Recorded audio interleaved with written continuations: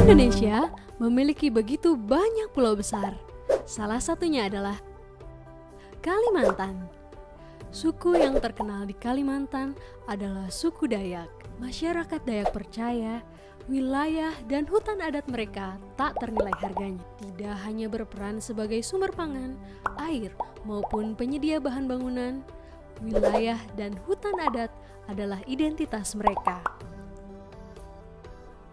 Di Desa Punan Adiu, Malinau, Kalimantan Utara, lebih dari 17.000 hektar wilayah hutan adat kini terancam oleh kepentingan industri berskala besar. Sekitar 79% wilayahnya tumpang tindih dengan konsesi sawit, tambang, dan hak pengusahaan hutan. Sementara itu, di Desa Nangalau, Kabupaten Kapuas Hulu, Kalimantan Barat, juga terancam dengan konsesi penebangan kayu, pertambangan, dan perkebunan kelapa sawit. Padahal, Desa Nangalau sendiri adalah desa yang 82% daratannya berupa hutan.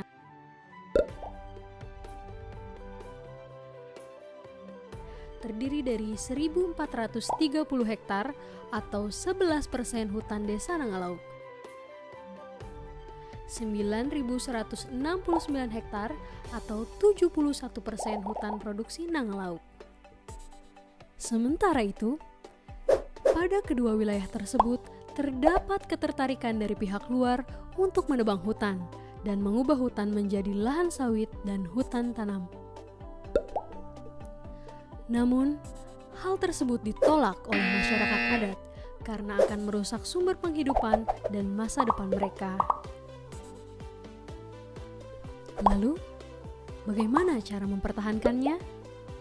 Proyek EDB menawarkan kepada masyarakat untuk melestarikan hutan dengan memperoleh kesempatan mendapatkan imbalan jasa lingkungan. Proyek ini membantu masyarakat untuk tidak hanya memproteksi hutannya, namun tetap dapat menghidupi ekonomi masyarakat. Bagaimana cara memproteksinya? Langkah pertama adalah dengan melakukan patroli. Patroli ditujukan untuk menjaga keutuhan kawasan hutan dan mencegah terjadinya tindak pidana kehutanan. Salah satunya adalah mencegah terjadinya pembalakan liar. Kedua, melakukan inventarisasi hutan. Langkah ini ditujukan untuk melakukan pengumpulan data dasar mengenai kuantitas dan kualitas sumber daya hutan. Ketiga adalah melakukan pengembangan keanekaragaman hayati. Manfaat dari pengembangan keanekaragaman hayati diantaranya adalah manfaat ekonomi dan ekologi.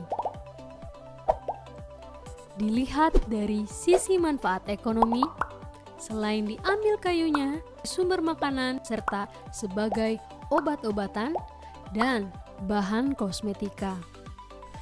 Dilihat dari sisi ekologi, hutan merupakan paru-paru bumi. Kegiatan fotosintesis dapat menurunkan kadar karbon dioksida. Keempat, melalui pemetaan partisipatif terhadap wilayah adat.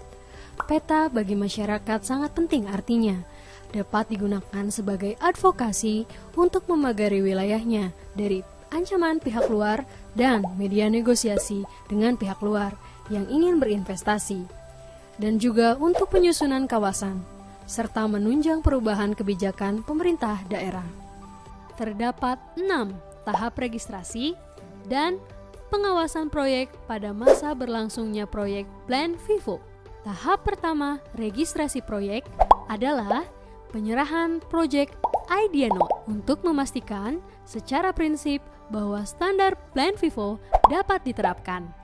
Kemudian, pihak pengaju menyiapkan dokumen desain proyek yang mencakup spesifikasi teknis untuk setiap intervensi. Pada tahap validasi, Spesifikasi ini ditinjau secara mandiri melalui peninjauan dokumen dan lapangan.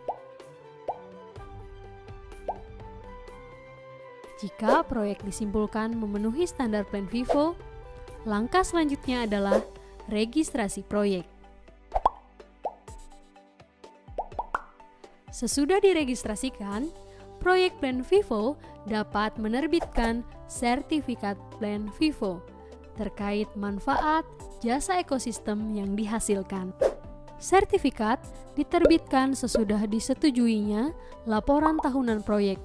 Selain itu, proyek diharuskan diverifikasi oleh auditor yang disetujui setidaknya sekali setiap 5 tahun sesudah validasi.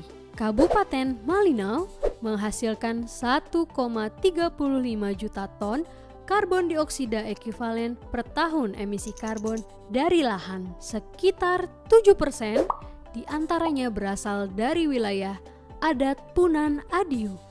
Tanpa Plan Vivo, setiap tahunnya wilayah adat Punan Adiu menyumbangkan emisi karbon sebesar 97,71 ribu ton karbon dioksida ekuivalen kepada emisi Kabupaten Malinau. Dengan Plan Vivo, wilayah adat Punan Adiu justru mengurangi emisi karbon sebesar 55,21 ribu ton karbon dioksida ekuivalen per tahun. Kabupaten Kapuas Hulu menghasilkan 54,8 juta ton karbon dioksida ekuivalen per tahun emisi karbon dari lahan. Sebesar 6,4 ribu karbon dioksida ekuivalen per tahun emisi berasal dari desa Nangalauk. Dengan Plan Vivo, desa Nangalauk justru mengurangi 4,7 ribu karbon dioksida ekuivalen emisi karbon untuk Kabupaten Kapuas Hulu di setiap tahunnya. Jika dengan Plan Vivo, satu desa bisa memangkas 4,7 ribu karbon dioksida ekuivalen emisi pada satu kabupaten. Bagaimana dengan 10 desa, 100 desa, 1000 desa? Dengan Plan Vivo, masyarakat Punan Adiu dan Nangalauk mendapat jaminan untuk mempertahankan hutan, juga akan mendapatkan nilai tambah dari karbon. Serta dari penjualan sertifikat Plan Vivo dapat digunakan untuk mendukung pembangunan desa dan kegiatan penghidupan yang berkelanjutan.